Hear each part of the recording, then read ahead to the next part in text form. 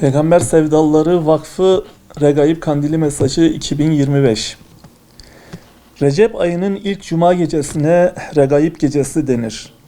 Regaib, Arapça bir kelimedir ve ragabe kökünden gelmektedir.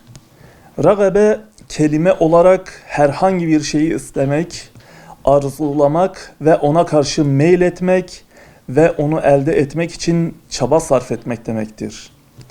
Ramazan ayının ilk müjdesi olarak bilinen bu bereketli gece, rahmet mevsimi 3 ayların da başı olarak bilinir.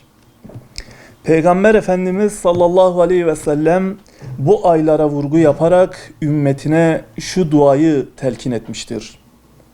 Ey Allah'ımız!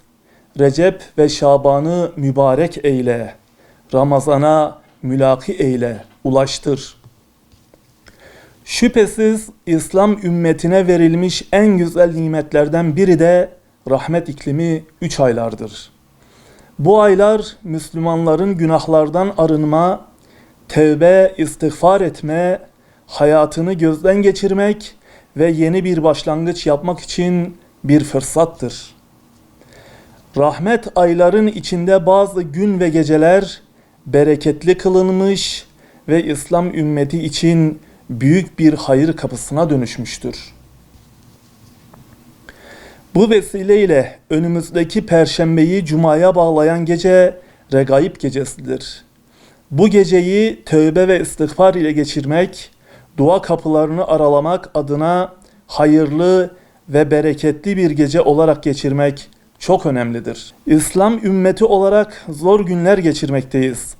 Milyonlarca Müslüman kardeşimiz ya zulüm altında inlemekte ya da günlük ihtiyaçlarını karşılamayacak kadar zor ve zahmetli koşullarda yaşamak zorunda kalmaktadır. Böylesi imtihanlar ve meşakkatli zamanlarda merhametin ve sevginin kaybolduğu dünyada Müslümanlar için bu mübarek geceler bir teselli, Rabbimizle sığınmak için bir vesile ve ondan hayırlı bir kapı açmasını dilemek için bir fırsattır. Dünyaya ve dünyalıklara bu kadar rağbetin olduğu bir çağda Rabbimizle rağbet etmek, dünyalıklar yerine ahireti tercih etmek ancak bu rahmet aylarını ihya etmekle olur. Bu ayların ihyası ise ibadetle olur. Biz Müslümanlara düşen bu ayları en verimli, bereketli bir şekilde geçirmektir.